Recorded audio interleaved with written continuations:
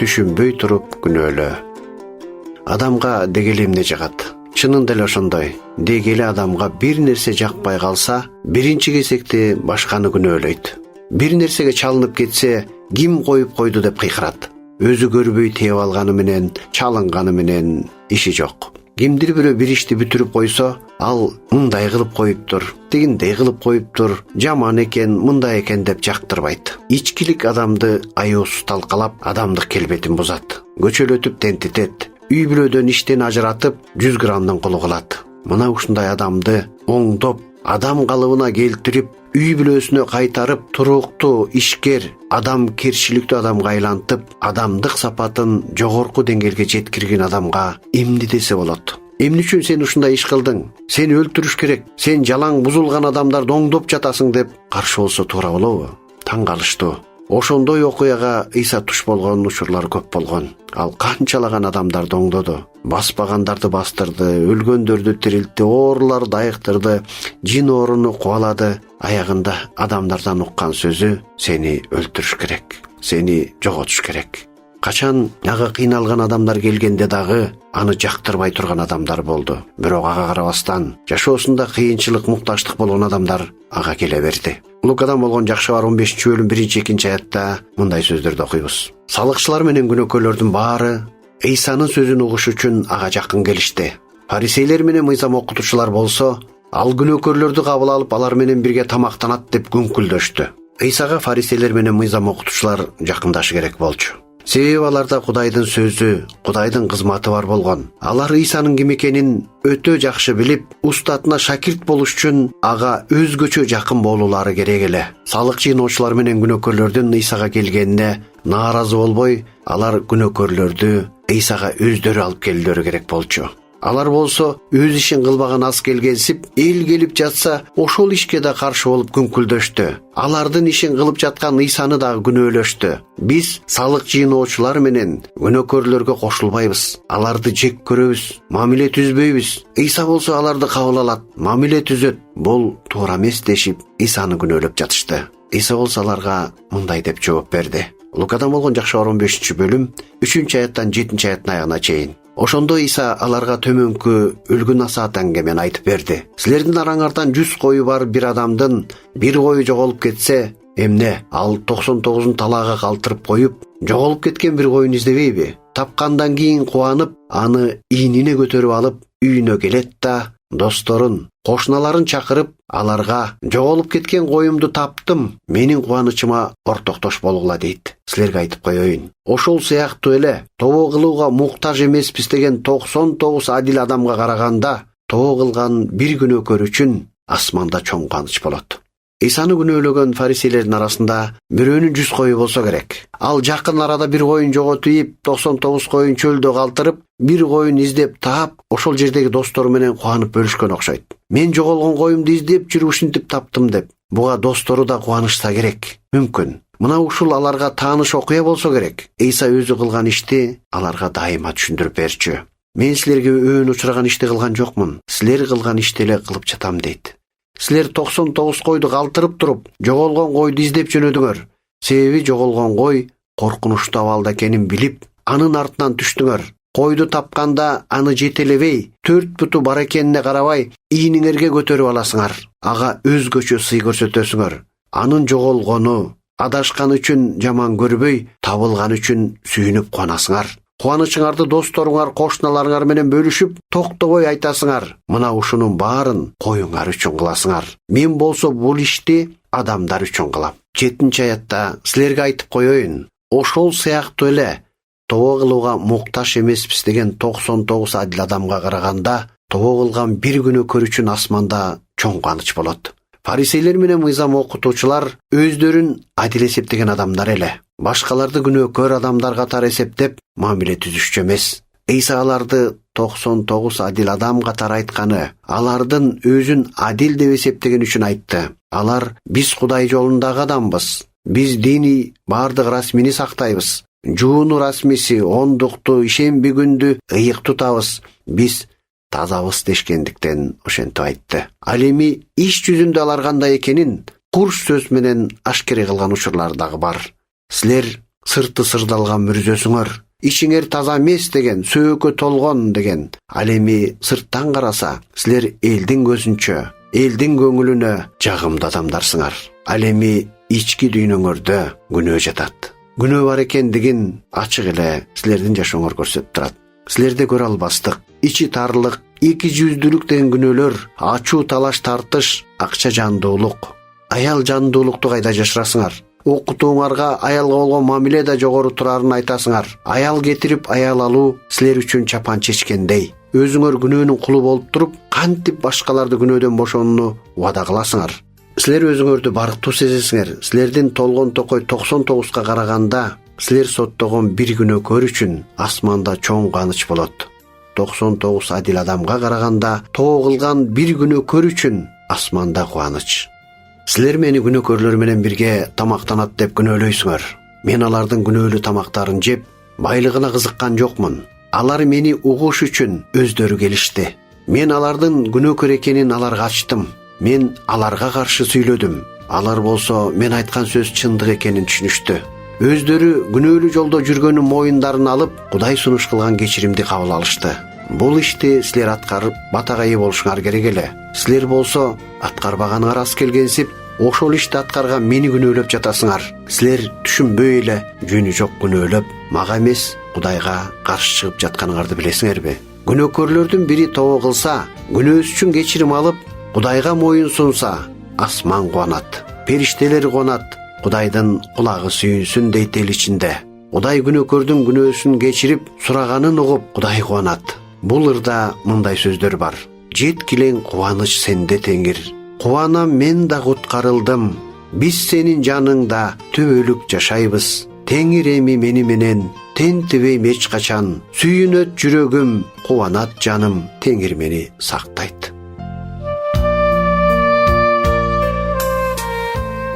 Кандай керемет ыр. Жүрөктүн жана жандын ыры, куткарылган кубанычтын ыры. Жеке эле өзүнүн эмес, асманды кубанткан ыр. Ар бир ыр жүрөктөн чыгып жаралат. Ыйсаны жөнү жок күнөөлөгөн фарисейлер сыяктуу адамдар бүгүнкү күндө да дүйнө жүзүндө өтө эле көп. Бирок Ыйса аларга мындай дейт: эгерде мен 100 койлуу болсом, мени жактырбай, 99 коюм мага каршы болсо да, мен бир кой үчүн да кызмат кылам. Ошол кой менден адашып, күнөөнүн түбүнө чөгүп, жамандык аны өлүмгө байласа да, ал мени чакырып жардам сураса, мен ал үчүн жанымды бергенге даярмын. Ошол адашкан күнөөкөрдү тазалап ыйыктап, Кудай кубана турган ыйык адамга айлантам. Ал адам менин сүйүмдү түшүнүп, мени тандаса, асманда Кудай кубанат. Себеби ал өлө турган өлүмдү мен өзүм алып, мен анын күнөөсүнүн кунун төлөйм. Анын күнөөсү үчүн Кудай өлүм өкүмүн чыгарган. Бул өкүмдү эч ким буза албайт. Ал эми Кудайдын сөзү өзгөрүлбөйт. Ал аткарылат. Ошол өкүм боюнча күнөөкөр күнөөсү үчүн өлмөк. Мен болсо ошол адамды өлүмдөн куткарыш үчүн асмандан жерге келдим. Адам денесинде келдим. Ошол чындыкка ишенип, ар бир адам мени өзүнүн куткаруучусу катары кабыл алса, алар түбөлүккө Кудай менен бирге болот. Кудайга болгон ишеним деген ошол. Кудай бир деп ишенүү, бул биринчи эле тепкич. Ал эми Кудай адамды ыйыктоо үчүн кылган ишке ишенип, ошол чындыкты кабыл алуу, ыйык жашоо. Мына ошол чыныгы ишеним.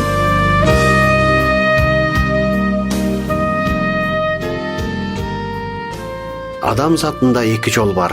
Бири Кудайды урматтап, Кудай көрсөткөн ыйык жол менен жашоо.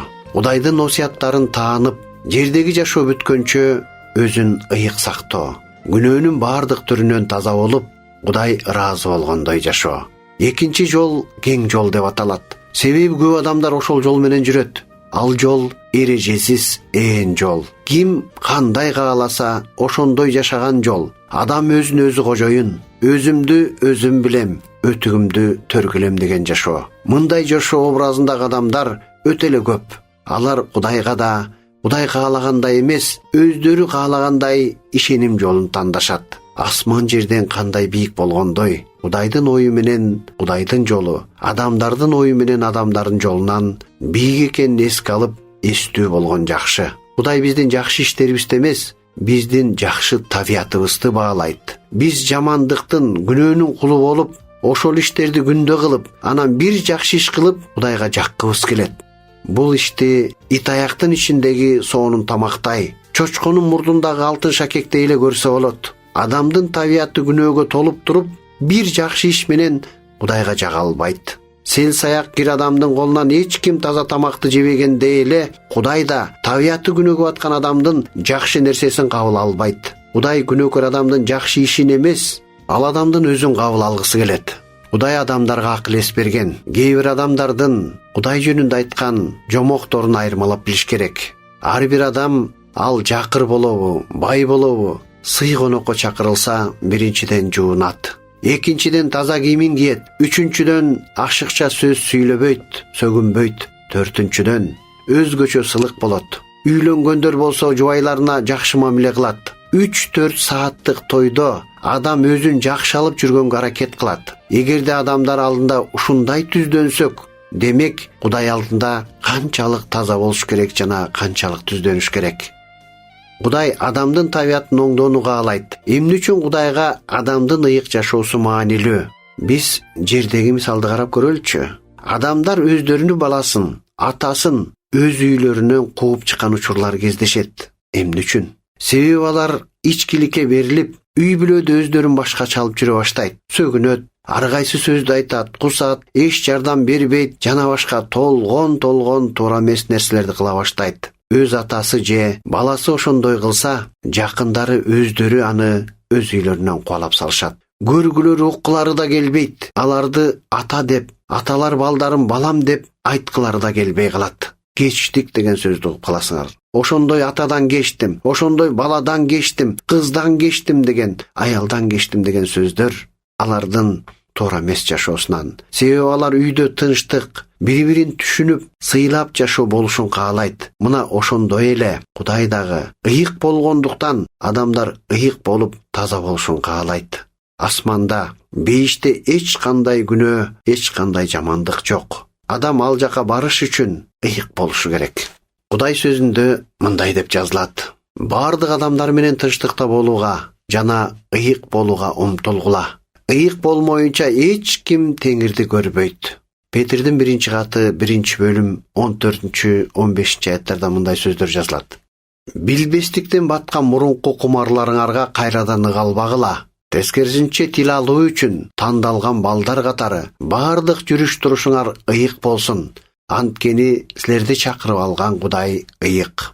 Кудай ыйык болгондуктан күнөөкөр адам ыйык болуш керек. Адам өз күчү менен ыйык боло албайт. Ошол себептен Ыйса адамдарды ыйыктаганы келген. 16-аятта себеби ыйык жазууда ыйык болгула, анткени мен ыйыкмын деп жазылат. Адам ишеним жолун тандоодо эркин. Аны эч ким мажбурлай албайт. Ыйса да эч кимди мажбурлаган эмес.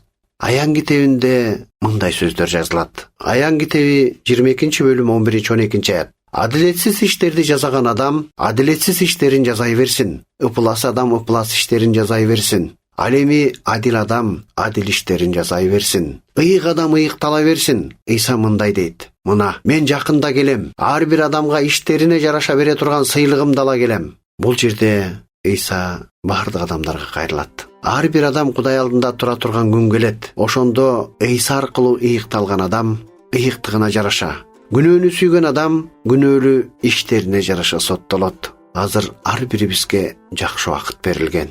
Ыйса Машаяк аркылуу ыйыкталууга күчтү бир гана Кудай берет. Ал эми ким бул жолду каалабаса, ал адамдын өзүнүн эрки. Адилетсиз иштер жасаган адам адилетсиз иштерин жасай берсин дейт. Кудай ал адамды тыйбайт. Кудай ал адамды кыйнабайт. Качан гана адамдын авири ойгонуп, ыйык Кудайдын алдында коркунуч келип, жердеги жашоом бүтсө, андан кийин эмне болот? Кайда барам дегенде, ошондо адам туура ой жүгүртүүгө туура багытталат. Ал эми Теңир Ыйса айтат: мен ыйыкмын. Мага ишенгендерди ыйыктай алам. Мен жакында келем, ошого чейин ыйыктай берем. Алар менин сөзүм боюнча ыйыктала берет дейт. Келгенимде ар биринин өзүнө жараша тиешесин берем. Күнөөкөргө күнөөсүнө жараша, ыйыкка ыйыктыгына жараша дейт.